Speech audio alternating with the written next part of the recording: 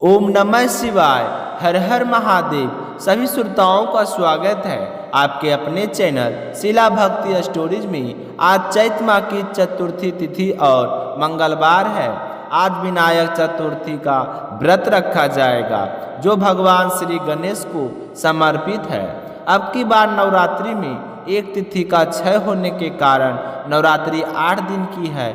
कई जगह पर द्वितीय और तृतीय तिथि का एक ही दिन पूजा की गई है और कई जगहों पर तृतीया और चतुर्थी इन दोनों तिथियों पर माता रानी की पूजा एक साथ की जाएगी। तो चैत नवरात्रि के तीसरे दिन माँ चंद्रघंटा की पूजा की जाती है। देवी भागवत पुराण के अनुसार माँ चंद्रघंटा का रूप अत्यंत शांत और समय और ममतामय है जो अपने भक्तों को सुख, समृद्धि और शांति प्रदान करता है। इस दिन पूरे श्रद्धा भाव से पूजा करने से आत्मविश्वास में वृद्धि होती है, समाज में खूब मान सम्मान मिलता है, जीवन में खुशहाली आती है। जो भी माँ चंद्रघंटा की पूजा करते हैं उस व्यक्ति को लोग अधिक से अधिक सम्मान देने लगते हैं। माँ चंद्रघंटा का यह रूप विशेष रूप से सरल और शांति से परिपूर्ण है। वे अपने भक्तों की समृद्धि में वृद्धि करने के लिए प्रसिद्ध है। माँ चंद्रघंटा की पूजा करने से न केवल भौतिक सुख में वृद्धि होती है बल्कि समाज में आपका प्रभाव भी बढ़ता है। माँ चंद्रघंटा को खीर का भोग लगाना चाहिए। इसके अलावा लौंग, इलायची, पचमेवा और दूध से बनी हुई मिठाइयों का भोग भी लगाया जाता है। माता रानी को लगा सकते हैं पर इन चीज़ों के साथ मिश्री का भोग जरूर लगाएं और फिर अपने मंगल जीवन की कामना करते हुए चंद्रघंटा माता की कथा जरूर सुने। और आज ही विनायक चतुर्थी का व्रत रखा जाएगा।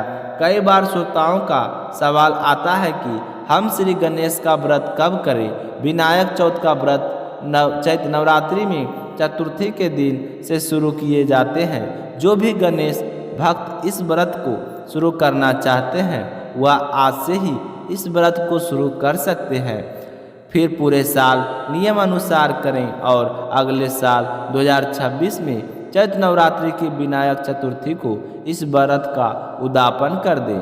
आपकी जो भी मनोकामना होगी वह अवश्य पूर्ण होगी। अगर किसी कारणवश अगर आप आज व्रत शुरू नहीं कर सकते तो वैशाख माह के शुक्ल पक्ष की चतुर्थी से श्री गणेश जी के व्रत शुरू कर सकते हैं। श्री गणेश व्रत शुरू करने से की कई विधियां होती है। शुक्ल चतुर्थी को भी श्री गणेश के व्रत किए जाते हैं और नवरात्रि में जो शुक्ल पक्ष में बुधवार आता है उससे भी श्री गणेश के व्रत शुरू किए जाते हैं। शुरू करने के बाद में लगातार हर बुध को 21 बुधवार तक श्री गणेश जी के व्रत किए जाते हैं और फिर इसका उद्यापन कर दिया जाता है। तो अब सुनते हैं आज की कथा। प्रेम भाव से कहिए गणेश जी महाराज की जय हो। एक बार की बात है, एक बुढ़िया गणेश जी भगवान की बहुत ही भक्ति किया करती थी। सुबह जल्दी उठती, स्नान करके पहले गणेश मंदिर जाती, गणेश जी को सिंदूर से तिलक करती और गुड़ का भोग लगाती। बड़े ही श्रद्धा भाव से गणेश जी के नामों का स्मरण किया करती थी। उसका नियम था चाहे आंधी हो या तूफान वह बुढ़िया गणेश जी के मंदिर जरूर जाती थी। ऐसा करते करते सालों बीत गए तो गणेश जी भगवान उस बुढ़िया की भक्ति से बहुत ही प्रसन्न हुए। तो एक दिन उसे सपने में दर्शन देकर कहने लगे कि बूढ़ी माई, मैं तुमसे बहुत ही खुश हूँ, तो वरदान मांग, क्या ही मांगना चाहती है। तो बुढ़िया कहने लगे कि हे गणेश जी महाराज, आपने मुझे दर्शन दिए, इससे अच्छा मेरे लिए क्या हो सकता है। मांगना तो मुझे कुछ नहीं आता है, मैं क्या मांगूँ। इस तरह फिर बुढ़िया सोचने लगे तो गणेश जी महाराज कहने लगे कि बूढ़ी माई परेशान मत हो, मैं कल फिर आपके सपने में आऊँगा, तब तुम आराम से सोच लेना तुम्हें वरदान में क्या मांगना है। वरदान में तुम्हें ही एक ही दूंगा। ऐसा कहकर गणेश जी भगवान अंतर्ध्यान हो गए और उस बुढ़िया की आंखें खुल गई। आँख खोली तो सुबह हो चुकी थी। तो बुढ़िया सोचने लगी कि घर में अन्न और धन भी नहीं है मेरे कुल में दीपक भी नहीं है, मैं क्या मांगूं, मेरी तो समझ में नहीं आता। तो इस तरह सोचते हुए बुढ़िया ने अपने पुत्र को बुलाया और पूछा कि बेटा, मुझे गणेश जी ने रात में सपने में दर्शन दिए थे और बोल रहे थे कि मैं तुम्हारी पूजा पाठ से बहुत ही प्रसन्न हूँ। मैं तुम्हें एक वरदान देना चाहता हूँ, मांगो, क्या मांगती हो। तो मुझे तो समझ ही नहीं आया कि मैं क्या मांगूं। बेटा तू बता दे, मुझे क्या मांगना चाहिए। तो बुढ़िया का पुत्र कहने लगा कि माँ, तुम गणेश जी से बहुत सारा धन दौलत मांग लो, हमारी गरीबी दूर हो जाएगी, तो हमें सब कुछ मिल जाएगा। लोगों को देखो, कितनों ऐसे आराम से रहते हैं, हमारे भी सपने पूरे हो जाएंगे। तो बेटे की बात सुनकर बुढ़िया ने बहू को आवाज़ लगाई। तो बहू आई और सासू माँ से पूछने लगी कि माँ जी, कहिए क्या बात है, आपने मुझे किस लिए बुलाया है। तो उसकी सास कहने लगी कि बेटा, रात मुझे सपने में गणेश जी भगवान ने दर्शन दिए हैं और वह कह रहे हैं कि मैं तुम्हें वरदान देना चाहता हूँ। मेरी तो समझ में नहीं आता है कि मैं क्या मांगूँ। तो सासू माँ की बात सुनकर बहू कहने लगी कि माँ जी, यह तो बहुत अच्छी बात है, आप गणेश जी से पोता मांग लो। क्या आपका मन नहीं करता कि हमारे घर में नन्हे शिशु की किलकारी गूंजे, हमारा भी वंश आगे बढ़े। तो बुढ़िया कहने लगी कि बेटा, तेरी बात तो सही है। अब बुढ़िया तो कसमें थी कि गणेश जी ने तो एक वरदान देना है, उसमें मैं क्या मांगूं। तो वह बुढ़िया सोचती सोचती पड़ोस में अपनी सहेली के पास गई और जाकर पूछने लगी कि बहन, तुम मुझे बता कि मैं क्या मांगूं। तो बूढ़ी माई की सारी बात सुनकर उसकी पड़ोसन कहने लगी कि बहन, तू तो अब थोड़े दिन जिएगी, क्यों तू धन मांगे और क्यों तू नाती मांगे, वह तोरे किस काम की। तू ऐसा कर, गणेश जी भगवान को कह देना कि बुढ़ापे तक मेरी आँखों की रोशनी बनी रहे। आदमी बूढ़ा हो जाने पर बाद में अपनी रोशनी खो देता है और आँखों के बिना तो जीना बहुत ही कठिन है। बेटा, बहू तो अपने सुख की चीज़ें मांग रहे हैं, लेकिन मुझे तो लगता है कि पूजा पाठ तुमने की है तो तुम्हें अपने लिए ही कुछ मांगना चाहिए। तो बुढ़िया को तीनों की बातें सही लगी, लेकिन दुविधा यह थी कि गणेश जी ने तो केवल एक ही वरदान देने की बात कही थी। तो बुढ़िया ने अपने मन में कुछ विचार किया और सो गई। गणेश जी ने बुढ़िया को सपने में दर्शन दिए और कहा कि बूढ़ी माई, वरदान मांगो। तो बुढ़िया कहने लगी कि प्रभु, मुझे और तो कुछ नहीं चाहिए, मेरी तो एक ही इच्छा है कि मैं अपने पोते को सोने की थाली में सोने के चम्मच से भोजन करता हुआ देखूं। तो बुढ़िया की बात सुनकर गणेश जी मुस्कुराते हुए कहने लगे कि मैया, तू तो बोल रही थी कि मुझे मांगना ही नहीं आता, लेकिन तूने तो मुझे ठग लिया। तूने तो एक ही वरदान में अपने लिए आंखें, धन और पोता तीनों चीज़ मांग लिए। आंखें होगी तो देख पाओगी, धन होगा तो पोता सोने की थाली में भोजन करेगा। तुमने तो बहुत ही चतुराई से एक ही वरदान में सारी चीज़ें मांग ली। मैं तुम्हारी भक्ति और बुद्धिमानी से बहुत ही प्रसन्न हूँ। जैसा तुमने वरदान मांगा है वैसा ही फल तुमको प्राप्त होगा।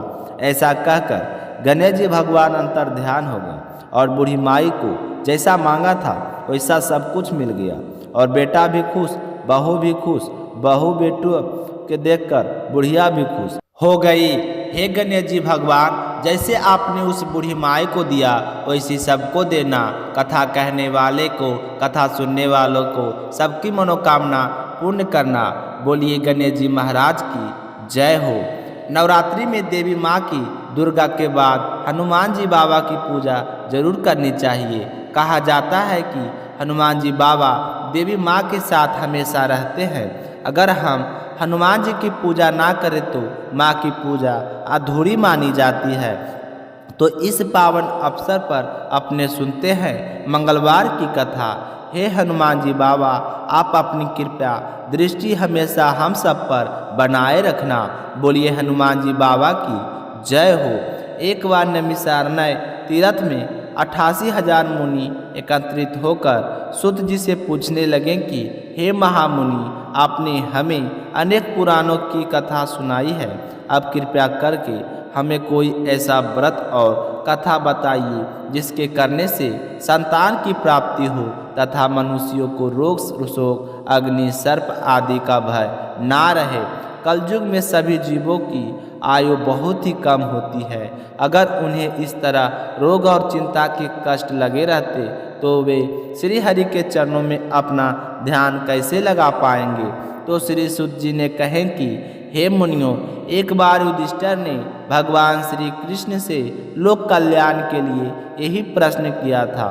भगवान श्री कृष्ण और युधिष्ठिर का संवाद आज मैं आपके सामने कहता हूँ, आप ध्यान देकर सुनना। एक समय हस्तिनापुर की राजसभा में योगीराज श्री कृष्ण बैठे हुए थे।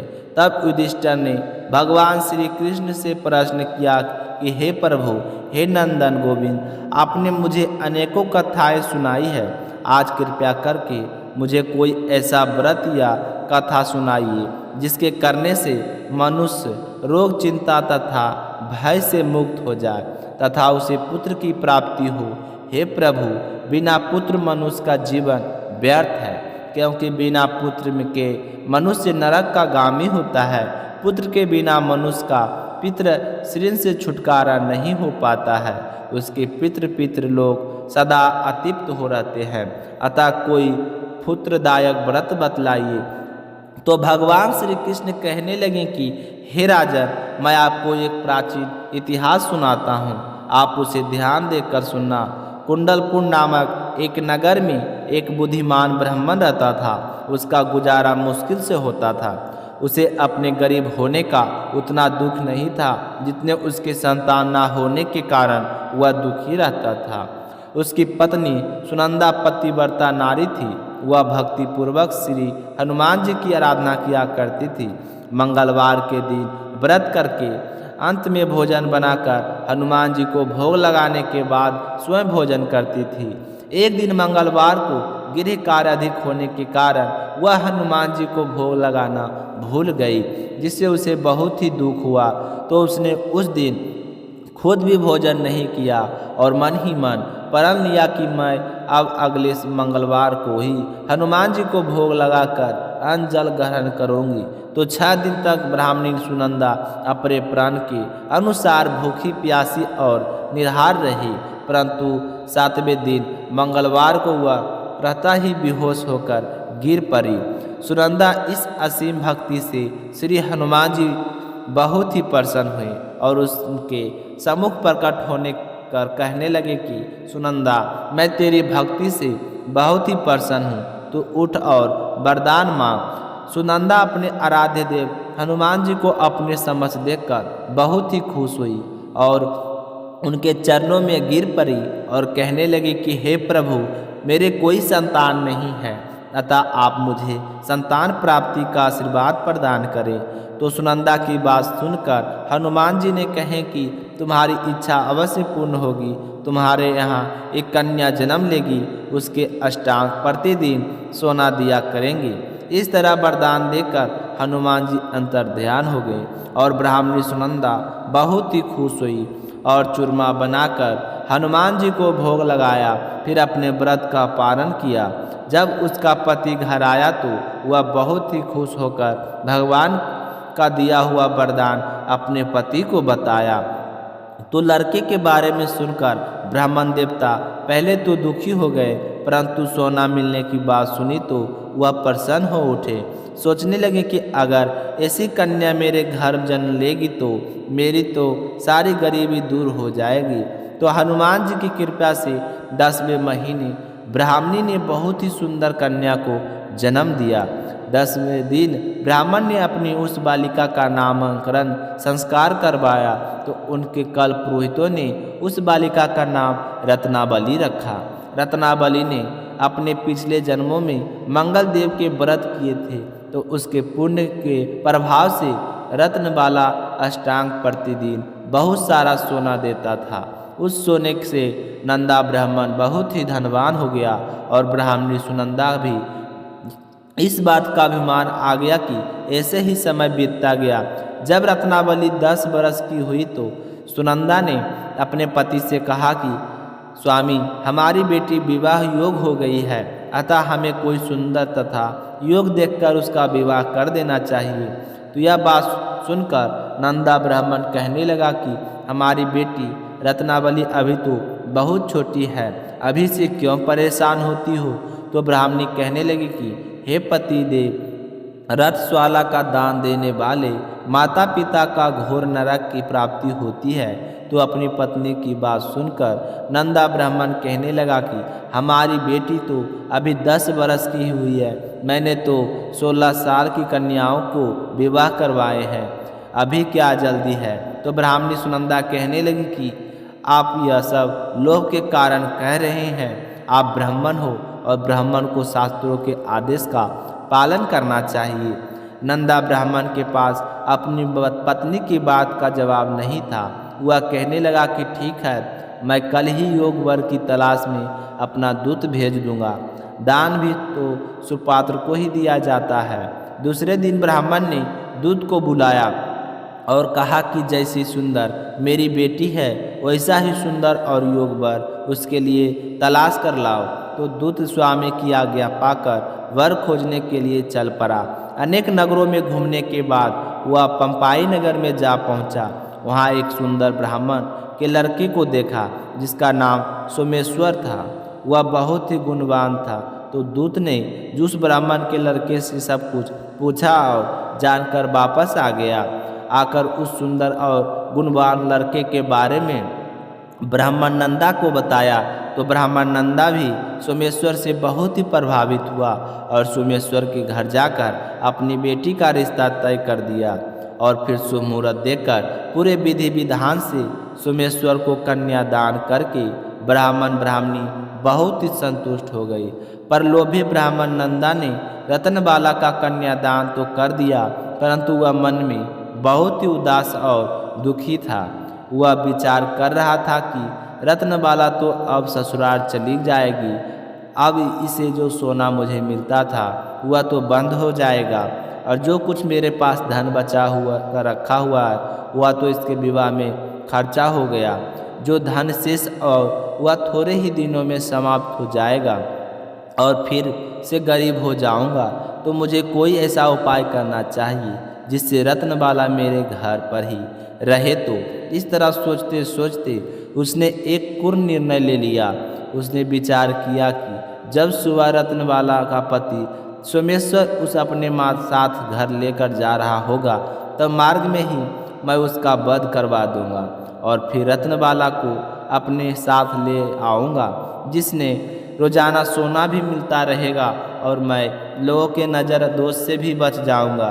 कोई मुझे यह नहीं कहेगा कि मैंने अपनी बेटी का विवाह नहीं किया, क्योंकि ब्राह्मण परिवार में कन्या का विवाह सिर्फ एक ही बार किया जाता है। तो बहुत ही अच्छा उपाय है। यह सोचकर वह सो गया। प्रातःकाल हुई।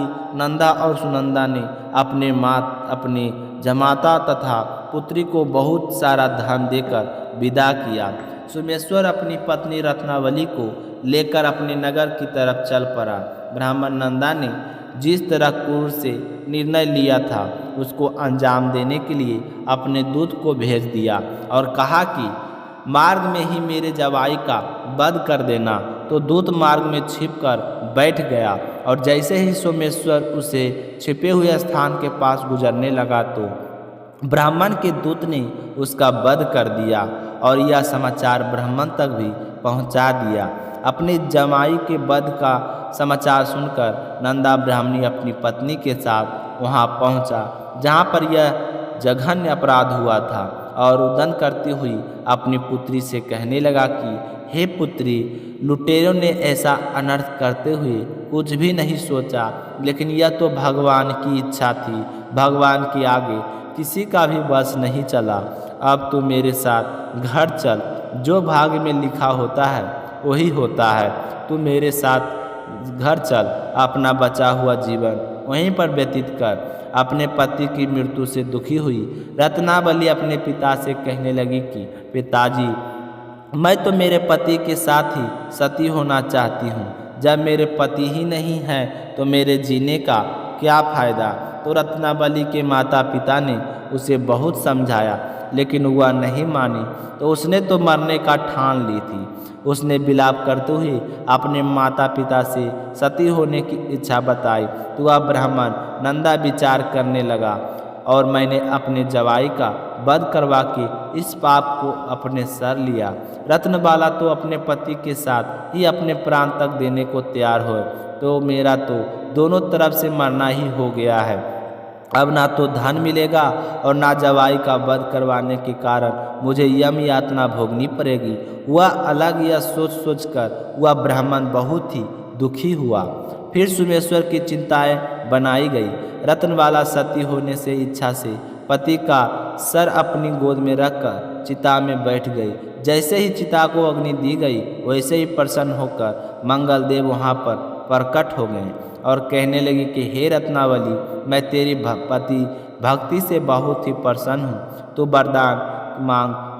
वरदान अपने पति का जीवन दान मांगा। तो मंगलदेव कहने लगे कि रत्नावली, तेरा पति अजर अमर है, इसके अलावा तेरी कोई और इच्छा हो तो वह मांग। तो रत्नबाला कहने लगे कि हे ग्रहों के स्वामी, यदि आप मुझ पर इतने ही प्रसन्न हैं तो मुझे यह वरदान दीजिए कि जो भी मनुष्य मंगलवार के दिन प्रातःकाल लाल पुष्प चंदन से आपका पूजन करे उसे रोग व्याधि ना हो, सजनों से उसका कभी वियोग ना हो, सर्प अग्नि तथा शत्रुओं का कोई भय ना रहे, उसका घर पर परिवार सभी प्रकार के सुखों से भरा रहे, ऋष्णनकर्ता ऋष्ण से मुक्त होकर धन प्राप्ति संपत्ति का स्वामी हो जाए, स्त्री मंगलवार का व्रत हुआ कभी भी विधवा ना हो। तो रत्नबाला की बात सुनकर मंगलदेव तथा अस्तु कहकर अंतर्ध्यान हो गए। मंगलदेव की कृपा से सोमेश्वर जीवित हो गया। अपने पति को पुनः जीवित पाकर रत्नावली बहुत ही प्रसन्न हुई। सोमेश्वर अपनी पत्नी को लेकर अपने नगर को चला गया। रत्नबाला को यह पता चल गया कि उसके पति की हत्या लोभ के कारण उसके पिता ने करवाई है, लेकिन उसने किसी को कुछ नहीं बताया। उसने अपने पिता को क्षमा कर दिया। पिता पत्नी और आजीवन मंगल व्रत करने लगे और मंगलदेव की कृपा से इस लोक का सुख ऐश्वर्य भोग कर अंत में स्वर्ग लोक गए। हे हनुमान जी बाबा, जो भी भक्ति व्यक्ति मंगलवार के दिन व्रत रखकर आपकी इस परम पावन कथा को सुने, उसकी सारी मनोकामनाएं पूर्ण करना और अपना आशीर्वाद हमेशा उस पर बनाए रखना। बोलिए हनुमान जी बाबा की जय हो।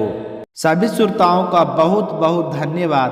आप हमेशा यूं ही अपना साथ और सहयोग बनाए रखें। भगवान श्री हरि विष्णु आपकी समस्त मनोकामनाएं पूर्ण करें। आप सभी की मंगल कामना के साथ ओम नमः शिवाय। हर हर महादेव।